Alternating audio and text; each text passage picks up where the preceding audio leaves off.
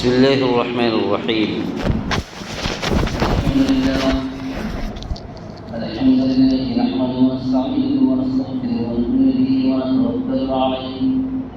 ونعوذ بالله من شرور انفسنا ومن سيئات اعمالنا من يهده الله فلا مضل له ومن يضلل فلا هادي له ونشهد ان لا اله الا الله وحده لا شريك له ونشهد أن سيدنا مولانا محمد عبده ورسوله صلى الله عليه وعلى آله وصحبه وسلم تسليما كثيرا أما بعد فقد قال الله تبارك وتعالى في كلامه المجيد والفرقان الحميد أعوذ بالله من الشيطان الرجيم بسم الله الرحمن الرحيم فاجتنبوا الرجس من الأوثان واجتنبوا قول الزور. وقال النبي صلى الله عليه وسلم آية المنافق ثلاث: إذا حدث كذب وإذا وعد أخلف وإذا اؤتمن خان، أو كما قال عليه الصلاة والسلام. صدق الله العلي العظيم وصدق رسوله النبي الكريم ونحن على ذلك لمن الشاهدين والشاكرين والحمد لله رب العالمين. رب اشرح لي صدري ويسر لي امري واحلل عقدة من لساني يفقهوا قولي. ربي زدني علما ربي زدني علما ربي زدني علما. سبھی کچھ ہو رہا ہے ترقی کے اس زمانے میں، سبھی کچھ ہو رہا ہے ترقی کے اس زمانے میں، مگر کیا مطلب ہے کہ آدمی پھر بھی انسان نہیں ہوتے. قابل قدر سامعین کرام اور میرے عزیز دوستوں اور میرے نوجوان ساتھیوں، سب سے پہلے تو ہم سب اللہ رب العزت کا شکر ادا کرتے ہیں کہ اللہ تبارک و تعالی نے ہمیں اور آپ کو اس جمعہ کی بابرکت مجلس میں جمعہ کی نماز سے پہلے تھوڑی دیر بیٹھنے کی توفیق نصیب عطا فرمائی ہے. اللہ تبارک و تعالیٰ سے دعا کیجیے کہ اللہ تبارک و تعالیٰ ہمیں کہیں سننے سے زیادہ عمل کی توفیق نصیب عطا فرمائے، کیونکہ آج کے دور میں عمل ناپید ہوتا جا رہا ہے. عمل سے لوگ دور بھاگتے ہوئے دکھائی دیتے ہیں. آج معلومات کی کمی نہیں ہے، آج امت مسلمہ کے اندر معلومات کی کمی نہیں ہے. ہر ایک جو علم میں کچھ نہ کچھ ضرور ہے، ہر ایک کچھ نہ کچھ ضرور جانتا ہے، لیکن جب معاملات کی باری آتی ہے، جب عمل کی باری آتی ہے تو انسان پیٹ پھیر دیتا ہے، انسان بہانے بنانے لگتا ہے، انسان کوتاہیاں کرنے لگتا ہے، انسان جھوٹی باتیں بنانے لگتا ہے. اسی لیے حدیث پاک میں یہ بات آئی ہے کہ منافقوں کی نشانی کے بارے میں، کہ سب سے پہلے نمبر پہ جھوٹی بات کے بارے میں یہ بات آئی ہے. آیۃ المنافق ثلاث اذا حدث كذب. تو منافقوں کی نشانیوں میں سے ایک نشانی یہ ہوگی، سب سے بڑی بات یہ ہوگی کہ جب وہ بات کرے گا تو جھوٹ بولے گا، جب وہ بات کرے گا تو جھوٹ بولے گا. حضرت ابو ہریرہ رضی اللہ عنہ سے یہ روایت ہے، حضرت ابو ہریرہ رضی اللہ عنہ فرماتے ہیں کہ منافقوں کی نشانی میں سے سب سے پہلی بات یہ ہوگی کہ جب وہ بات کرے گا جھوٹ بولے گا. دوسرے نمبر پہ یہ بات ہوگی کہ جب وہ وعدہ کرے گا تو وعدہ خلافی کرے گا. اور جب تیسرے نمبر پہ یہ بات ہوگی وَإِذَا اؤْتُمِنَ خَانَ، جب اس کے پاس امانت رکھی جائے گی تو امانت میں خیانت کرے گا.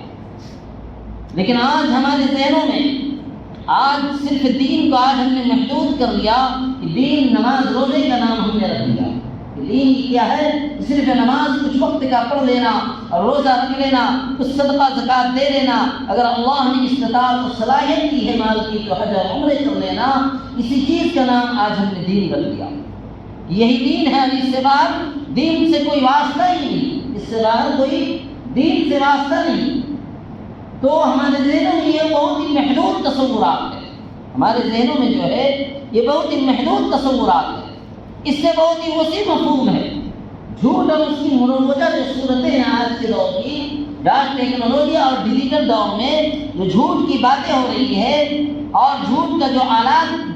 آلات شائع ہو چکے ہیں، ان آلات سے لوگ اتنی جھوٹی باتیں کر ڈالتے ہیں اور اتنی جھوٹ بول ڈالتے ہیں، انہیں کبھی دل و دماغ میں تصورات بھی نہیں گزرتا ہے کہ ہم کیا کیا جھوٹ بول ڈالے ہیں آج ہمارے دن کے اوقات میں اور رات کے اوقات میں، ہمارے 24 گھنٹے والے اوقات میں ہم نے کتنے جھوٹی باتیں کر ڈالی۔ اسی لیے جھوٹ اور اس کی مروجہ صورتوں میں سے ایک صورت یہ ہے، دیکھیے زمانے جاہلیت میں بھی نبی پاک صلی اللہ علیہ وسلم کے جو دور تھے، اس زمانے جاہلیت میں بھی لوگ جھوٹ کو نہیں بولنا چاہتے تھے۔ واقعہ یہ ہوا تھا جب حضرت رسول پاک جناب محمد رسول اللہ صلی اللہ علیہ وسلم جب روم کے بادشاہ کے پاس خطوط بھیجے، جب روم کے بادشاہ کے پاس خطوط بھیجا گیا، جب خطوط بھیجا گیا تو روم کے بادشاہ نے جب وہ خطوط پڑھے اور دیکھا، کہا کہ کوئی عرب کے علاقے سے اگر کوئی شخص آیا ہوا ہو، عرب کے علاقے سے کوئی شخص اگر آیا ہوا ہو تو میرے پاس لا کر کے حاضر کرو، تاکہ میں جو نبی ہمارے پاس حضور پاک صلی اللہ علیہ وسلم جو ارسال کیے خطوط، وہ خطوط کے بارے میں معلومات کروں کہ وہ کیسے آدمی ہیں اور کیا ان کا کیریکٹر ہے اور کیا ان کا اخلاقی رویہ ہے اور ان کے ساتھ ماننے والے لوگ کیسے ہیں، ان کے ماننے والے لوگ کیسے ہیں۔ تو اتفاق سے حضرت ابو سفیان رضی اللہ عنہ، اتفاق سے حضرت ابو سفیان رضی اللہ عنہ جو اس وقت تک مسلمان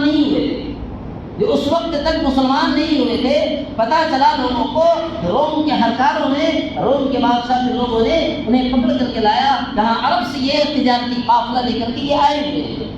عرب سے یہ لوگ تجارتی قافلہ لے کر کے یہ آئے ہوئے ہیں۔ تو ابو سفیان وہاں پر انہیں بیٹھایا گیا تو روم کے بادشاہ نے یہ سوال کیا، سب سے پہلے روم کے بادشاہ نے سب سے پہلے یہ سوال کیا کہ جو تمہارے علاقے میں نبی ہیں حضرت رسول پاک علیہ السلام جو تمہارے علاقے میں، وہ کیسے، ان کا اخلاقی رویہ کیسا ہے، ان کا اخلاقی رویہ کیسا ہے، ان کے ماننے والے لوگ کیسے ہیں، ان کے ماننے والے لوگ۔ تو حضرت ابو سفیان جو اس وقت تک مسلمان نہیں ہوئے تھے، وہ فرماتے ہیں کہ ان کے ماننے والے بہت ہی ضعیف قسم کے لوگ، بہت ہی کمزور اور غریب قسم کے لوگ ہیں، روم کے بادشاہ نے اس بات کی تصدیق کی، ہاں جو نبی ہوتے ہیں کہ نبی کے ماننے والے ابتداءً ضعیف اور کمزور ہی قسم کے لوگ ہوتے ہیں، ابتداءً اس کے ماننے والے ضعیف اور کمزور ہی قسم کے لوگ ہوتے ہیں۔ دوسرا سوال جو روم کے بادشاہ نے کیا ابو سفیان سے، ابو سفیان رضی اللہ عنہ جو اس وقت تک مسلمان نہیں ہوئے تھے، زمانے جاہلیت میں کفر کی حالت میں تھے، کہ ان کا خاندانی شرافت کیسی ہے، ان کا خاندان کیسے لوگ ہیں، تو خاندان کے بارے میں ابو سفیان رضی اللہ عنہ نے فرمایا کہ خاندان تو بہت ہی اعلیٰ قسم کا ہے، قریش کا خاندان، بنو ہاشم کا خاندان اور قریش کا خاندان بہت ہی اعلیٰ قسم کا خاندان ہے،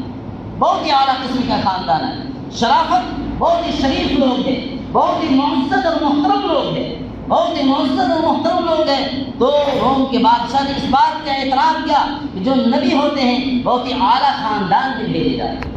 بہت ہی اعلیٰ خاندان میں نبی بھیجے جاتے ہیں،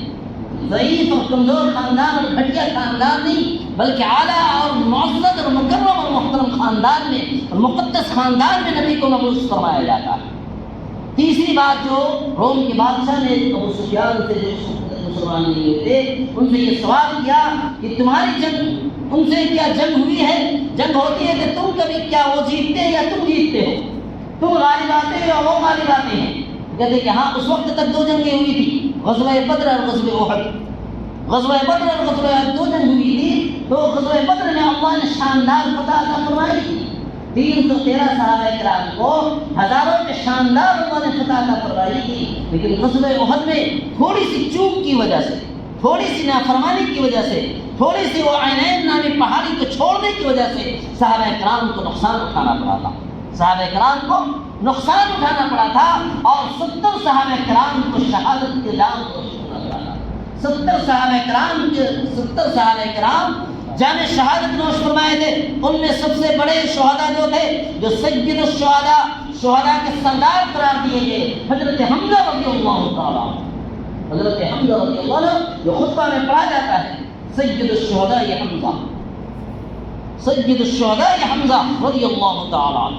شہداء کے سردار قرار دیے گئے اور ایسے ان کے ساتھ بہیمانہ سلوک کیا گیا تھا، ایسا ان کے نعش کے ساتھ کہ ان ان کے کلیجے کو چبایا گیا، ان کے کلیجے کو ٹکڑا کیا گیا تھا، ان کے کلیجے کو چیر پھاڑ کر دیا گیا تھا، تو اللہ کے رسول صلی اللہ علیہ وسلم تاب نہیں لا سکے تھے،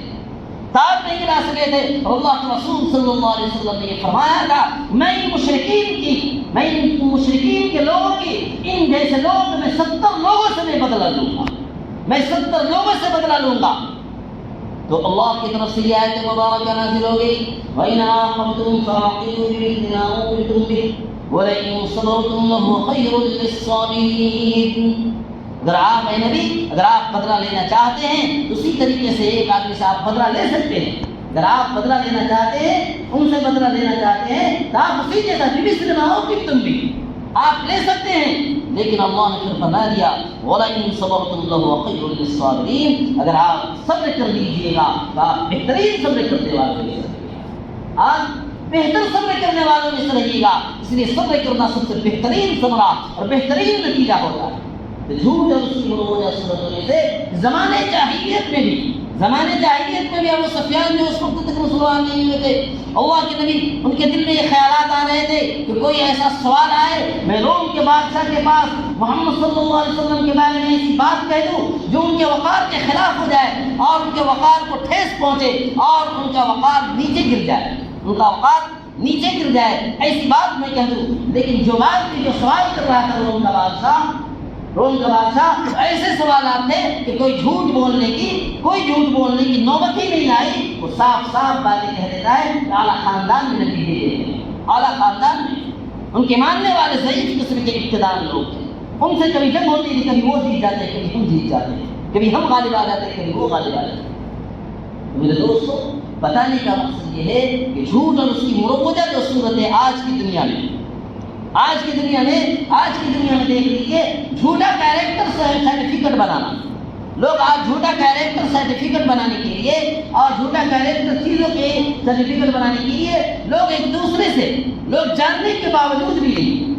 جانتے بھی نہیں ہے اس کے کیریکٹر کے بارے میں گواہی دینا، کیریکٹر کے بارے میں، اس کے اخلاقی رویہ کے بارے میں گواہی دینا اور اس کے سچا ہونے کے بارے میں گواہی دینا، جب تک کہ اس شخص کو آپ جان نہیں رہے ہو. عمر فاروق رضی اللہ عنہ سے ایک تیسرے شخص کے بارے میں ایک شخص کہتا ہے، میں اس تیسرے شخص کو میں جانتا ہوں کہ بڑے اچھے اخلاق والا ہے، بڑا اچھا آدمی ہے، بڑا امانت دار ہے. کہتا ہے عمر فاروق رضی اللہ عنہ کہتے ہیں سوچ سمجھ کر کے بولو، کیا تم نے کبھی اس کے ساتھ سفر کی ہے؟ کیا نہیں، میں نے سفر نہیں کیا.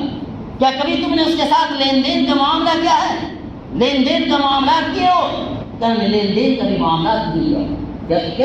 جب کسی آدمی کو پرکھنا ہو، جاننا ہو کہ کس کیریکٹر کا آدمی ہے، کس اخلاقی رویہ کا آدمی ہے، کس اندرونی ایمان کیسا ہے اس کا اور اندرونی ضمیر اس کا کیسا ہے، ناپاک ضمیر کا ہے یا پاک ضمیر کا، اس کے ساتھ لین دین کا معاملہ کرتے ہیں. اس کے ساتھ سفر کر کے معاملہ دیکھو، 24 گھنٹے کا سفر ہو یا اور کوئی دن کا سفر ہو، سفر کر کے دیکھو اس کے رویہ اور اس کے حالات کیسے دکھتے ہیں، تب سمجھ میں آتا ہے اندرونی معاملات تب سمجھ میں آتا ہے کہ اس کے کیا اخلاقی رویات ہیں اور کس کیریکٹر کا آدمی ہے. تب اسے معلوم ہوگا جب آپ اس کے ساتھ سفر کیجیے گا، جب اس کے ساتھ معاملات ہوں گے پیسے کے معاملات، کیونکہ پیسے کے معاملات میں اچھے سے اچھے حاجی صاحب اور نمازی صاحب اور جماعتی صاحب کو آپ دیکھیں گے، بہت سارے لوگ پیسے کے معاملے میں دھوکہ دھڑی کرتے ہوئے اور پیسے کے معاملے میں خرافات کا انجام دیتے ہوئے، جھوٹ بولتے ہوئے اور دھوکہ دیتے ہوئے اور غلط کام کو انجام دیتے ہوئے پیسے کے معاملات کو آپ کو دکھائے دیں گے. بظاہر بہت کچھ دکھے گا، بظاہر تو بہت ہی جبے اور قبے والا دکھائی دے گا، لیکن اندرونی معاملات کیا ہوں گے؟ جب پیسے کی باری آتی ہے تب معاملات کا اصل میں پتہ چلتا ہے، تب انسان کے اندرونی ایمان کی پرکھ ہوتی ہے، تب ہوتی ہے انسان کی. اس لیے ہمیں چاہیے فاروق اعظم رضی اللہ عنہ نے فرمایا کہ سب سے پہلے تم اس کے ساتھ معاملات کے لین دین کرو یا پھر تم سفر کرو، تب تمہیں پتہ چلے گا اندرونی معاملات کیا ہے، اندر کے اس کی ایمانی بیداری کیا ہے اور ایمانی سرٹیفکیٹ کیا ہے، کیسے اخلاق اور کیسے معاملات کا آدمی ہے، کیسے لین دین کا کیا اس کے معاملات. تو یہ میرے دوستو یہ باتیں ہیں، یہ آدمی آج جھوٹ اور اس کی مروجہ صورتوں میں سے یہ جھوٹا کیریکٹر سرٹیفکیٹ بنا لینا یا جھوٹا میڈیکل سرٹیفکیٹ بنا لینا، جھوٹا ایجوکیشن سرٹیفکیٹ بنا لینا، یہ سب بھی جھوٹ میں داخل ہے. کہ جھوٹا عربی میڈیکل کسی چھٹی کے لیے، اگر سرکاری چھٹی کے لیے اگر آپ کو لینا ہو تو آپ کو میڈیکل سرٹیفکیٹ اس کو دینا پڑتا ہے سرکار کو، سرکار کو میڈیکل سرٹیفکیٹ پیش کرنا پڑے گا تب جا کر کے آپ کی چھٹی پڑے گی۔ حضرت مفتی تقی عثمانی صاحب کے ایک بڑے ماننے والے اور بڑے اچھے جانکار، وہ فرماتے ہیں اپنی کتابوں میں، اپنی خطبات میں، بڑے نماز روزے کے پابند، بڑے حج عمرے کے پابند، بڑے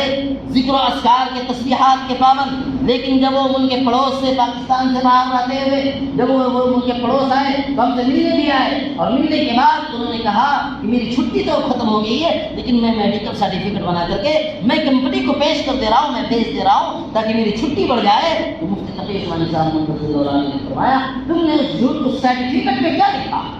تم نے اس سرٹیفکیٹ میں کیا لکھ کر کے دیا کہ میں چھٹی زیادہ کروانا چاہتا ہوں؟ تو اس نے کہا کہ میں یہ لکھ کر کے دیا ہوں میں اتنا بیمار ہوں کہ میں سفر کے قابل نہیں ہوں، میں اتنا بیمار ہوں کہ میں سفر کے قابل نہیں ہوں۔ حالانکہ وہ توانا تندرست تھے، وہ صاحب حالانکہ وہ توانا تندرست تھے، لیکن انہوں نے یہ لکھ کر کے دے دیا کہ میں اتنا بیمار ہوں کہ میں سفر کرنا نہیں چاہتا ہوں، میں سفر کر نہیں سکتا۔ تو مفتی تقی عثمانی صاحب نے فرمایا صرف دین نماز روزے کا نام نہیں ہے، صرف دین نماز روزے کا نام نہیں ہے، صرف دین چند اذکار کر لینے کا، قرآن تھوڑی تلاوت کر لینے کا نام نہیں ہے، اس سے باہر بھی دین ہے، اس سے باہر بھی معاشرت کا دین ہے، معاملات کا دین ہے، اور ان دین پہ جب تک کہ آپ عمل نہیں کرو گے تب تک کہ اسلام میں پورے داخل نہیں ہو سکتے، تب تک کہ پورے اسلام میں آپ نہیں آ سکتے ہو۔ یا ایھا الذین آمنوا ادخلوا فی السلم کافۃ ولا تتبعوا خطوات الشیطان انہ لکم عدو مبین۔ ایمان والوں سے یہ تقاضا کیا جا رہا ہے، ایمان والوں پورے اسلام میں تم آ جاؤ، پورے اسلام میں تم داخل ہو جاؤ، اور شیطان کے نقش قدم کی اتباع مت کرو، شیطان کی پیروی کبھی مت کرنا، بے شک وہ تمہارا کھلا ہوا دشمن ہے، تمہارا وہ کھلا ہوا دشمن ہے۔ اسی لیے مفتی تقی عثمانی صاحب نے فرمایا یہ جھوٹا میڈیکل سرٹیفکیٹ بنا کر کے پیش کرنا، جھوٹے بہانے جھوٹے معروضات پیش کرنا، وہاں پہ لکھ کر کے ڈال دینا، یہ بھی جھوٹ کے ایک قسم ہے، جھوٹ کے ایک قسم ہے، اور دھوکہ کا ایک قسم ہے، اور اپنی کمپنی سے جھوٹ بولنا اور اپنے لوگوں سے جھوٹ بولنا اور دھوکہ دینے کے مانند ہے، یہ بھی گناہ کبیرہ میں داخل ہے، یہ بھی گناہ کبیرہ میں داخل ہے۔ اللہ کے رسول صلی اللہ علیہ وسلم سے پوچھا گیا گناہ کبیرہ بڑے بڑے گناہ کے بارے میں، تو اللہ کے رسول نے فرمایا کہ سب سے پہلی بات کہ اللہ کے ساتھ کسی کو شریک ٹھہرانا، اللہ کے ساتھ کسی دوسرے کو ساری اور ساری قرار دینا اور شریک ٹھہرانا، دوسرے نمبر پر والدین کی نافرمانی کرنا، تیسرے نمبر پر جھوٹی گواہی دینا، جھوٹی گواہی دینا، جھوٹی گواہی بھی دینا، یہ بھی بہت بڑے کبیرہ گناہوں میں سے بہت بڑا گناہ ہے۔ اس لیے ان باتوں سے پرہیز کرنا چاہیے، ان باتوں سے انسان کو پرہیز کرنا چاہیے، ان باتوں سے بچنا چاہیے۔ ہمارے اسلاف اور ہمارے بزرگان دین ان باتوں سے بہت ہی پرہیز کیا کرتے تھے۔ حضرت مولانا قاسم نانوتوی رحمۃ اللہ علیہ بہت بڑے علماء دیوبند میں 1857 کی جنگ آزادی میں حضرت مولانا عبدالرشید گنگوئی رحمۃ اللہ علیہ، مولانا قاسم نانوتوی رحمۃ اللہ علیہ، حافظ ظاہر شہید رحمۃ اللہ علیہ، حاجی امداد اللہ مہاجر مکی رحمۃ اللہ علیہ، یہ بڑے بڑے علماء دیوبند اور بڑے بڑے علماء جو سرخیل دیوبند کی کہا جاتا ہے، یہ لوگ شریک تھے، انہوں نے جنگ آزادی میں سب سے پہلے حصہ لیا، اور ہندوستان کی جنگ آزادی کا انہوں نے بیج ڈالی ہے، انہوں نے بیج ڈالی ہے۔ جب چھتہ والی مسجد میں وہ تشریف فرما تھے اور یہ پورے کے پورے سرخیر اور بڑے بڑے کانسٹیبل اور بڑے بڑے پولیس افسران مولانا قاسم نانوتوی رحمۃ اللہ علیہ کو ڈھونڈ رہے کہ قاسم نانوتوی کہاں چھپا ہوا ہے، قاسم نانوتوی کہاں چھپا ہوا ہے۔ بڑے علماء میں سے تھے جنہوں نے علماء دیوبند کی بنیاد ڈالی 1861 میں، 1861 میں جنہوں نے بنیاد ڈالی ہے، بنیاد رکھی ہے نبی کی خواب کے بدولت، نبی کی خواب کی بدولت، نبی پاک صلی اللہ علیہ وسلم کے خواب آنے کے بعد یہ وہ بنیاد رکھی گئی تھی دیوبند کی۔ تو وہ سرخیل علماء میں سے تھے، جب انہیں چھتہ والی مسجد میں ڈھونڈتے کانسٹیبل اور بڑے بڑے آفیسر پہنچے تو وہ سوچ رہے تھے کہ بڑے جبہ اور قبہ والے بڑے علماء ہیں، بڑے دستار والے بڑے جبہ اور قبہ والے مولانا قاسم نانوتوی ہوں گے، لیکن وہ چند روپے کی وہ لنگی، ایک سادی سی لنگی اور سادی سی کاٹن کا کرتا پہنے ہوئے اور چھوٹی سی ٹوپی لگائے ہوئے علماء وہاں تشریف فرماتے چھتہ والی مسجد میں، اور جب وہ پوچھتے ہیں وہ سمجھتے ہیں کہ یہاں کا کوئی خادم ہوگا، کانسٹیبل جب وہاں پر پہنچتا ہے تو سمجھتے ہیں کہ یہاں کا کوئی خادم ہوگا، اس سے پوچھتے ہیں مولانا قاسم نانوتوی سے پوچھتے ہیں، مولانا قاسم نانوتوی رحمۃ اللہ علیہ سے پوچھتے ہیں کہ بتاؤ قاسم نانوتوی کہاں گیا ہوا، کار اس کی میں کھوج کر رہا ہوں، اس کی وارنٹ جاری ہوئی ہے، بتاؤ، تو وہ اپنے ایک قدم دو قدم پیچھے ہٹتے ہیں اور توریہ اختیار کرتے ہوئے کہتے ہیں ابھی تو قاسم نانوتوی یہیں پہ تھا، پتہ نہیں کہاں ابھی چلا گیا، ابھی تو قاسم نانوتوی یہاں پہ تھا، مجھے معلوم نہیں۔ اس طریقے سے بول کر کے پھر وہ کانسٹیبل لوگ چلے جاتے ہیں۔ یہ گول مول، یہ توریہ اختیار کرنا، یہ جھوٹ بھی بات نہیں ہوئی، توریہ اختیار کرنا اور اپنی جان بچانے کے لیے ایسی باتیں کہہ دینا، یہ باتیں اسلام میں اتنی اجازت ہے، اسلام میں اتنی اجازت ہے۔ مولانا عبدالرشید صاحب وہی رحمۃ اللہ علیہ، اس وقت کے بڑے بڑے مجسٹریٹ، وہاں پہ مصنوعی مجسٹریٹ قائم کیا گیا، مصنوعی بناوٹی عدالتیں اس علاقے میں، میرٹھ کے علاقے میں اور سہارنپور کے علاقے میں، اس علاقے میں قائم کر کے لوگوں کو روزانہ 10 علماء کرام، 20 علماء کرام کو پھانسی دی جا رہی ہے، پھانسی دی جاتی تھی روزانہ 100 علماء کرام کو۔ مولانا عبدالرشید گنگوہی رحمۃ اللہ علیہ کے بارے میں یہ بات پتہ چلی کہ ان کے پاس بھی ہتھیار موجود ہے، ان کے پاس بھی ہتھیار موجود ہے۔ انہیں مصنوعی عدالت میں حاضر کیا گیا اور حاضر کرنے کے بعد پوچھا گیا بتاؤ عبدالرشید تمہارے پاس کون سا ہتھیار ہے، کون سا ہتھیار ہے؟ اس وقت کے وہاں پہ مصنوعی عدالت میں مصنوعی جج یہ پوچھ رہا ہے، جو انگریز کا جج ہے وہ پوچھتا ہے، تو عبدالرشید گنگوہی رحمۃ اللہ علیہ مولانا صاحب فرماتے ہیں کہ ان کے ہاتھ میں تسبیح موجود تھی، وہ تسبیح ہلاتے ہوئے اوپر کر کے کہتے ہیں کہ میرا ہتھیار تو یہ تسبیح، میرا ہتھیار تو یہ موجود ہے، میرا ہتھیار تو یہ موجود ہے۔ حالانکہ ان کے پاس موجود تھی ان کے پاس ہتھیار، لیکن وہ توریہ اختیار کرتے ہوئے کہتے میری یہ تسبیحات، میرے یہ ہتھیار میرے ہاتھ میں موجود ہے۔ میرے دوستو، یہ باتیں ہمارے اسلاف نے ایسے حالات میں بھی صاف اور جھوٹی بات کہنا گوارا نہیں کیا، صاف اور جھوٹی بات کہنا گوارا نہیں کیا، اور کہنا گوارا نہ کر کے پھر انہوں نے یہ باتیں اختیار کی۔ اس لیے ہمیں بھی چاہیے کہ یہ حالات میں جیسے بھی حالات آ جائیں، حالات جیسے بھی آ جائے ویسے حالات میں ہم جھوٹی باتوں سے اجتناب کریں، کیونکہ الصدق ینجی والکذب یہلک، سچ نجات دیتا ہے اور جھوٹی باتیں ہلاک کر دیتا ہے، سچ نجات دیتا ہے اور جھوٹی باتیں ہلاک کر دیتا ہے۔ جھوٹ بولنے کی وجہ سے فرشتے اس سے میل دور چلے جاتے ہیں، فرشتے اس کی وجہ سے میل دور بھاگ جاتے ہیں۔ اس لیے ہمیں چاہیے اللہ تبارک و تعالیٰ سے یہ دعا کرتی ہے، اللہ نے ہمیں دین اسلام جیسی دولت عطا فرمائی ہے، اس دین کی ہم قدر کریں اور دین کی قدر کرتے ہوئے تمام دین کے شعبوں کو اس کی اتباع کرنے کی کوشش کریں۔ جھوٹ اور اس کی جو مروجہ صورتیں ہیں، جھوٹ اور اس کی جو مروجہ صورتیں ہیں، ان مروجہ صورتوں سے ہم پرہیز کریں اور ان باتوں سے ہم بچنے کی کوشش کریں۔ اللہ تبارک و تعالیٰ سے دعا کیجیے اللہ تعالیٰ ان باتوں پہ عمل کی توفیق نصیب عطا فرمائے۔ جو حضرات سنت نہیں پڑے سنتوں سے ہمارے ہو جائیں، صفوں کو درست کر لیں، پیچھے والے سے چلانا پڑتا ہے کہ بات آ جاؤ اوپر، آ جائیں اوپر، پوری جگہ خالی ہے۔